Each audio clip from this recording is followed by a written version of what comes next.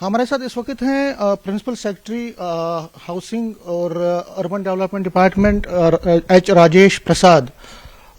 हम इनसे जानने की कोशिश करेंगे राजेश जी से, जो कल से एक बड़ा ही कंफ्यूजिंग जो चीज़ें लग रही हैं लोगों को, कोई पैनिक हो रहे हैं या कुछ और ऐसी चीज़ें, कोई डाउट्स हैं लोगों के। जो प्रॉपर्टी टैक्स का जो एक ऑर्डर आया है, नोटिफिकेशन आई है, उस पर बहुत सारे डाउट्स हैं। हम इनसे जानेंगे और इनसे पूछने की कोशिश करेंगे जो डाउट्स हो रहे हैं लोगों को, उसमें कितनी सच्चाई है और आखिर गवर्नमेंट की पॉलिसी क्या है उस पर। सर, सबसे पहले जानना चाहूंगा क्या पॉलिसी है, क्या क्या इसमें लिखा है जो लोगों को आप समझाना चाहेंगे, क्योंकि हम लाइव जा रहे हैं और बहुत सारे लोग देख रहे हैं आपको। देख लीजिए, JNK में प्रॉपर्टी टैक्स का नोटिफिकेशन निकला है। उसका मकसद यही है कि हमारे जो म्युनिसिपल फाइनेंसेस हैं, हमारे जो 2 म्युनिसिपल कॉरपोरेशन है जम्मू में, श्रीनगर में, और उसके साथ 78 जो अर्बन लोकल बॉडीज हैं, उनका जो फाइनेंशियल कंडीशन है उनको इम्प्रूव करना। JNK में अभी तक कोई भी टैक्स म्युनिसिपैलिटीज और म्युनिसिपल कॉरपोरेशंस अभी तक नहीं लगाते हैं और नहीं कलेक्ट कर रहे हैं। उनका सारा जो आमदनी है कुछ यूजर चार्जेस में और कुछ फीस और लाइसेंस रेंटल के साथ उनका होता है। जो हमारे सारे JNK में सालाना जो सारे म्युनिसिपल कॉरपोरेशंस और कमिटीज और काउंसिल को मिला के आमदनी होती है सालाना 115 करोड़ की आमदनी है। हमारा अगर खर्चा देखेंगे तो 2021-22 में 650 करोड़ का और सैलरी और ऑपरेशन एंड मेंटेनेंस एक्सपेंडिचर रहा सारा यूएलबीस का। उसके साथ ही अगर करंट फाइनेंशियल ईयर में 22-23 में 850 करोड़ का फाइनेंशियल एक्सपेंडिचर हो रहा है। तो हम ऐसे देखने से इतना जो खर्चा ऑपरेशनल एक्सपेंडिचर है, हमारा आमदनी सिर्फ 115 से 120 करोड़ की है। तो यहाँ कोई भी म्युनिसिपल कॉरपोरेशंस और कमिटीज कोई भी टैक्स नहीं लगा रहे हैं। दुनिया भर के सारे हिंदुस्तान में म्युनिसिपल बॉडीज हैं जो democratically elected self governing institutions हैं, उसके लिए एक प्रॉपर्टी टैक्स सबसे अहम सोर्स है। उसके द्वारा ही वो रिसोर्सेस अपने कलेक्ट करते हैं। तो इस हमारे जो रेवेन्यू गैप है, यहाँ जो एक्सपेंडिचर है उसको मीटअप करने के लिए टू द एक्सटेंट पॉसिबल, क्योंकि पूरा 850 करोड़ रुपए इकट्ठा नहीं होगा, हमारा अनुमान है कि अगले वित्तीय वर्ष में तकरीबन 120 करोड़ रुपए प्रॉपर्टी टैक्स के द्वारा हम कलेक्ट करने की अनुमानित हमारी एस्टिमेशन है। तो इसको हम लोग म्युनिसिपल फाइनेंस को स्ट्रेंथन करने के लिए म्युनिसिपल बॉडीज को एक रियल फाइनेंशियल पावर्स देके उनको स्ट्रेंथन करके उनकी जो सर्विसेज हैं, लोगों को जो म्युनिसिपल सर्विसेज सैनिटेशन की हो, एजुकेशन की हो, हेल्थ की हो, उसके साथ मेंटेनेंस ऑफ रोड्स, पार्क्स, दूसरे जो अन्य सर्विसेज है, उसको एक अच्छे तरीके से उनको लोगों को अवेलेबल करने के लिए इस म्युनिसिपल टैक्स जो प्रॉपर्टी टैक्स को हमने लगाया है। ये सारे हिंदुस्तान में सारे अर्बन लोकल बॉडीज में लागू है, हर जगह बड़े शहर में भी ये लागू है, मेन सोर्स ऑफ रेवेन्यू है। इसमें कोई घबराने की बात, कोई कंफ्यूजन की बात नहीं है। ये एक एसेंशियल रिक्वायरमेंट है कि फाइनेंशियल मोबिलाइज करके फाइनेंशियल रिसोर्सेस को, लोकल बॉडीज की फाइनेंशियल रिसोर्सेस को स्ट्रेंथन करके उनकी सर्विसेज को, जो लोगों को सर्विसेज पहुंचता उसको स्ट्रेंथन करके अच्छे तरीके से अवेलेबल करने का एक मकसद से इसको लगाया है। क्या गाइडलाइंस है? क्या 1000 फीट का कितना है, 1500 का फीट तक कितना देना चार्ज, उस पर थोड़ा लोगों को जो दर्शक देख रहे हैं उनको थोड़ा पता चले। सबसे पहली बात है कि हमने जो टैक्स स्ट्रक्चर यहाँ प्रपोज किया है जो नोटिफिकेशन में, ये हिंदुस्तान में one of the lowest property tax है। जैसे हमने ध्यान रखा है कि जो इकोनॉमिकली पोअरर सेक्शंस हो, जो BPL कैटेगरी हो या मिडिल क्लास के लोग हो, उनका ऊपर कोई भार ना लगे। हमने ध्यान रखा है कि 1000 स्क्वायर फीट का मकान, चाहे म्युनिसिपल कमिटी में हो, काउंसिल में या इवन कॉर्पोरेशन इलाके में भी हो, उनको ऊपर कोई भी प्रॉपर्टी टैक्स नहीं लगाया जाएगा। और उसके साथ ही जो छोटे शॉप्स हैं 100 स्क्वायर फीट के या 200 स्क्वायर फीट के, उसको ऊपर हमने बहुत कम प्रॉपर्टी टैक्स लगा। मैं आपको यहां पढ़ के सुनाना चाहता हूं कि हमारा प्रॉपर्टी टैक्स का स्ट्रक्चर क्या है। देख लीजिए, 1000 स्क्वायर फीट तक का रेसिडेंशियल मकान का ऊपर पूरी छूट है, कोई टैक्स नहीं लगेगा, प्रॉपर्टी टैक्स नहीं लगेगा। जो यूनिट्स हैं, जो जिसका मकान है या फ्लैट है 1500 स्क्वायर फीट तक का है, उसका ऊपर हमने जो म्युनिसिपल कमिटी इलाके में बहुत कम रखा है, जो 50 रुपए से 300 रुपए सालाना उसका लगेगा। जो म्युनिसिपल काउंसिल इलाके में 75 रुपीज से 600 रुपीज तक सालाना लगेगा।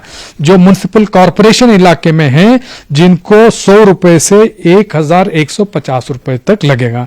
जो जिनका मकान 2000 स्क्वायर फीट से ज्यादा है उनके लिए भी म्युनिसिपल कमेटी इलाके में 100 रुपए से 400 रुपए लगेगा, और जो काउंसिल इलाके में 150 से 1200 रुपए लगेगा। कॉरपोरेशन इलाके में 225 रुपए से 2,500 रुपए तक लगेगा। जो ये जो स्लैब से डिपेंडिंग अपॉन दी जो एरिया होगा, मकान की जो एज होगी उसका बेस में डिपेंड होगा, और उसके साथ ही वहां के जो रेवेन्यू डिपार्टमेंट के प्रॉपर्टी रजिस्ट्रेशन के लिए स्टैंप ड्यूटी के रेट है उस बेस में, उसमें मल्टीपल फैक्टर्स के बेसिस में उसको कैलकुलेट किया जाएगा। जहां सर्कल रेट प्रॉपर्टी के गाइडेंस रेट कम है वहां कम लगेगा। जिस प्रॉपर्टी का जो एज 20 साल से ज्यादा है वहां उसको कम लगेगा। जैसे ही जहां जिसका यूज रेसिडेंशियल है वहां यूज उसको कम लगेगा। जहां कमर्शियल, इंडस्ट्रियल या इंस्टीट्यूशनल होगा वहां ज्यादा लगेगा। उसके साथ ही मैं हाईलाइट करना चाहता हूं जो दुकानें हैं कमर्शियल है, जो 100 स्क्वायर फीट की दुकान है उनके ऊपर हमने बहुत ही कम अफोर्डेबल टैक्स लगाया है, जिनके लिए सालाना जो म्युनिसिपल कमेटी इलाके में उनके लिए 20 रुपए से 150 रुपए देने लगेंगे। म्युनिसिपल काउंसिल इलाके में उनसे 50 रुपए से 200 रुपए ले जाएंगे, और जो म्युनिसिपल कॉर्पोरेशन इलाके में 50 रुपए से 600 रुपए तक। जैसे 200 स्क्वायर फीट के जो शॉप्स होते हैं उनसे जो म्युनिसिपल कमेटी इलाके में 75 से 300 रुपीज, और काउंसिल इलाके में 100 से 600 रुपीज, और जो कॉर्पोरेशन इलाके में 150 से 1,800 रुपए तक लिया जाएगा। जैसे जिसका मकान की रेसिडेंशियल हो या कमर्शियल हो साइज बढ़ जाता है, जैसे 1,500 स्क्वायर फीट से ज्यादा रेसिडेंशियल या 200 स्क्वायर फीट से ज्यादा कमर्शियल या इंडस्ट्रियल ज्यादा, हमने प्रोग्रेसिवली रेट को बढ़ाया। हमने ध्यान में रखा है कि जो अफोर्डेबिलिटी एक मेजर क्राइटेरिया है, जिनके पास जो इकोनॉमिकली वीकर सेक्शन उनको हमने पूरा एग्जम्प्ट कर दिया है। जो मिडिल क्लास को भी हमने, जो 1,500 स्क्वायर फीट तक रहने वालों को है उनको हमने रिबेट देके कम किया है। जो 1000 स्क्वायर फीट तक हमने पूरा एग्जम्प्ट किया। दुकानों के लिए भी हमने 2,200 स्क्वायर फीट तक हमने मिनिमम रखा है। जो जिसका मकान 4,000 5,000 स्क्वायर फीट है, जिनका कमर्शियल और इंस्टीट्यूशनल बहुत ज्यादा है, 3,000 4,000 5,000 स्क्वायर फीट जैसे हैं, उनको हमने प्रोग्रेसिवली बढ़ाया है, क्योंकि हम चाहते हैं कि जो म्युनिसिपल सर्विस सबसे ज्यादा जो यूज करते हैं, जिनकी जो यूज ज्यादा करते हैं, उनको ऊपर प्रोग्रेसिवली ज्यादा चार्जेस जो टैक्सेस लगा के उसको कलेक्ट करके जो ओवरऑल म्युनिसिपल सर्विसेज है उसको हम बेहतर तरीके से लोगों को उपलब्ध कराने के लिए इसी मकसद से हमने प्रॉपर्टी टैक्स को लगाया है। इसमें जो आपने जो एग्रीकल्चर जो लैंड जो यूज नहीं की जाती है, जिसने अगर किसी ने लैंड खरीदा है उसने वो यूज नहीं करता है, उनके लिए क्या गाइडलाइंस हैं, और जो रिलीजियस प्लेसेस हैं उनके लिए क्या गाइडलाइन? सबसे पहली बात है कि रिलीजियस प्लेसेस हैं, सभी धर्म के रिलीजियस प्लेसेस को हमने पूरी तरह से छूट दिया है, उनको ऊपर कोई भी प्रॉपर्टी टैक्स नहीं लगाया जाएगा। जो वेकेंट लैंड जो है, जो लैंड को हमने कंस्ट्रक्शन पर्पस के लिए जो अलॉट किया है, जो कंस्ट्रक्शन एक वेकेंट लैंड के कंस्ट्रक्टेड प्रॉपर्टी जो है उसके साथ अपोटेंट वेकेंट लैंड होता है, उसको वन टाइम पहले उसको असेसमेंट करके चार्जेस लिया जाएगा, और रेगुलर चार्जेस जो बिल्टअप प्रॉपर्टी का बेसिस में लिया जाएगा। जैसे वेकेंट प्रॉपर्टी जो उसका जो रेट कम सबसे कम है उसका रेट अलग से लगेगा, क्योंकि उसके ऊपर मकान बिल्टअप नहीं है, बिल्टअप प्रॉपर्टी नहीं है, उसके एज फैक्टर नहीं है, उसके साथ यूज फैक्टर नहीं है, ये सिर्फ वेकेंट लैंड होता है, उसका सबसे कम रेट होगा, मगर प्रॉपर्टी टैक्स उसके ऊपर लगेगा। ये बताइए सर कि जो पैसा ये आएगा, क्या ये गवर्नमेंट ले जाएगी, ये उसके हेड्स में जाएगा, या ये जो अर्बन डेवलपमेंट जो म्युनिसिपलिटीज हैं उनके पास रहेगा, उनको ये इख्तियार मिलेगा सारा पैसा जो है, या कुछ पैसा किस तरह का ये जो मोबिलाइजेशन होगा, क्या ये किनके पास रहेगा? इस प्रॉपर्टी टैक्स लगाने का पर्पस हमारा यही है कि ये प्रॉपर्टी टैक्स से जितना भी पैसा आता है उसी म्युनिसिपल कॉरपोरेशन कमेटी और काउंसिल इलाके में उसको लोगों को बेहतर म्युनिसिपल सेवा देने के लिए यूज किया जाएगा। वो सरकारी खजाने में और दूसरे यहां वहां उसको और कहीं स्पेंड करने का कोई मकसद नहीं है, क्योंकि मैंने पहले कहा जो जितने हमारे जो सैलरी और दूसरे ऑपरेशनल एक्सपेंसेस सारे जेएनके में सारे लोकल बॉडीज के लिए अभी जो करंट फाइनेंशियल ईयर में 850 करोड़ की हमारी एक्सपेंडिचर है, मगर हमारी आमदनी 115 करोड़ ही है और हमारे प्रॉपर्टी टैक्स अगले साल हम लगाएंगे वो तकरीबन 120 करोड़ रुपए आने के हमारे अनुमान हैं। तो हमारे ऑलरेडी घाटे में हैं, क्योंकि हमारे ऑपरेशनल एक्सपेंडिचर भी मीटअप पूरा नहीं हो रहा है। हमारा कैपिटल एक्सपेंडिचर तो गवर्नमेंट के ग्रांट के थ्रू हो रहा है और central government centrally sponsored scheme के थ्रू हो रहा है, वो लागू रहेगा, चालू रहेगा और बेहतर तरीके से होगा। जो हमारे जो रेवेन्यू गैप होगा उसका थोड़ा सा मीटअप होगा, जो बकाया जो गैप होगा वो फिर भी सरकार के द्वारा ग्रांटिंग देके उसको पूरा किया जाएगा। सारी म्युनिसिपल सेवाओं को और अच्छे तरीके से दिया जाएगा। कोई भी किसी भी इलाके में कलेक्ट किया वाला टैक्स को, प्रॉपर्टी टैक्स को दूसरे इलाके में बिल्कुल ही कतई यूज नहीं किया जाएगा। जिस एरिया में जितना पैसा कलेक्ट हो रहा है वो पैसा वहीं पे यूज होगा, उसी म्युनिसिपल कॉर्पोरेशन उसी म्युनिसिपल कमेटी और काउंसिल इलाके में यूज होगा। मोड ऑफ पेमेंट क्या रहेगा, किस तरह से आप पेमेंट कलेक्ट करेंगे और किस तरह से कब किस किस महीने में ये होगा, उस पर थोड़ा जानकारी। हम सारे ये प्रॉपर्टी टैक्स का जो एडमिनिस्ट्रेशन का रिजीम को एक ऑनलाइन तरीके से करना चाहते हैं। There will be robust IT system के द्वारा ये सॉफ्टवेयर डेवलप करके उसमें ऑनलाइन रिटर्न्स भरने का, प्रॉपर्टी को रजिस्टर करने का, उसके बाद टैक्स कैलकुलेट करने के लिए टूल्स, रिटर्न्स फाइल करने के लिए एक इजी तरीके से, स्मूथ तरीके से करने के लिए हम रोबस्ट आईटी सिस्टम को हम डेवलप करके उसको लागू करेंगे। उसके साथ ही जो प्रॉपर्टी जो रिटर्न है, जो टैक्स है, टैक्स में सालाना एडवांस में जो साल स्टार्ट होता है कि 1 अप्रैल ऑफ द फाइनेंशियल ईयर, जो उसको पहले महीने में अप्रैल एंड तक, पहले महीने और मई एंड तक, पहले 2 महीने में उसको फर्स्ट इंस्टॉलमेंट 50% देना पड़ेगा और दूसरा इंस्टॉलमेंट 6 महीने के बाद, उसके बाद 2 महीने, सितंबर में आधा साल होता है, उसके बाद नवंबर तक, अक्टूबर और नवंबर एंड तक दूसरा इंस्टॉलमेंट देना पड़ेगा। और अगर कोई उसके पहले महीने में ही, अप्रैल महीने में ही भुगतान करना चाहता है तो उनको 10% टोटल अमाउंट के ऊपर रिबेट मिलेगा। तो ईयरली 2 इंस्टॉलमेंट में देने का प्रावधान है। अगर कोई चाहता तो पहले एडवांस में अगर भरता तो उनको 10% रिबेट देने का भी है। और प्रॉपर्टी टैक्स रिटर्न को 1 साल फाइनेंशियल ईयर एंड होने के बाद उसको प्रॉपर्टी रिटर्न ऑनलाइन सबमिट करना पड़ेगा। आपने एक बात की कि जो आपने कुछ जानकारियां दी, आपने कहा हम ये देख रहे हैं कि जो जम्मू म्यूनिसिपल की है या जम्मू म्यूनिसिपल कॉर्पोरेशन या कश्मीर की है, जम्मू स्मार्ट सिटी के अंडर बहुत काम हो रहा है। इसी तरह श्रीनगर म्यूनिसिपल उसके under, Jammu Srinagar smart city के अंडर काम हो रहा है। तो आपको क्या लगता है, आप लोगों को क्या एश्योर करते हैं कि जो काम है, जो प्रोजेक्ट्स हैं, उनमें और रफ्तार आएगी उसके बाद? क्योंकि अगर आपके पास पैसा अच्छा आता है तो नेचुरली जो डेवलपमेंट के काम भी हैं वो ज्यादा तेजी से बढ़ेगा। देख लीजिए, कैपिटल एक्सपेंडिचर हमने स्मार्ट सिटी, अमृत और स्वच्छ भारत मिशन, अलग अलग सेंट्रली स्पॉन्सर्ड स्कीम्स के द्वारा हम लागू कर रहे हैं। काफी प्रोजेक्ट्स हमारे कंप्लीट हो चुके हैं, काफी प्रोजेक्ट एडवांस्ड स्टेज में हैं और काफी काम अच्छे से प्रगति पर चल रहा है। उसके साथ हमारे स्टेट गवर्नमेंट के कैपेक्स के बजट में भी हम उसको अलग अलग कैपिटल वर्क्स को लगा रहे हैं, लागू कर रहे हैं। ये सारे काम और आगे अच्छे तरीके से इंप्लीमेंट होंगे। जैसे मैंने कहा, ये हमने प्रॉपर्टी टैक्स से जो पैसा कलेक्ट करेंगे ये हमारे ऑपरेशनल एक्सपेंडिचर्स में हम स्पेंड करेंगे अच्छे से सुविधा देने के लिए। और हमारे जो कैपिटल एक्सपेंडिचर, यहाँ जो बड़े बड़े प्रोजेक्ट लागू करने हैं, चाहे वो सैनिटेशन के हो, सीवरेज के हो या दूसरे रोड्स हों और अन्य हेल्थ, एजुकेशन, पार्क्स, गार्डन्स और दूसरे जो म्युनिसिपल सर्विसेज के जो स्कीम्स हैं वो हम और अच्छे तरीके से लागू करेंगे। सेंट्रल ग्रांट के थ्रू, सेंट्रली स्पॉन्सर्ड स्कीम के थ्रू, स्टेट गवर्नमेंट के स्कीम्स के थ्रू।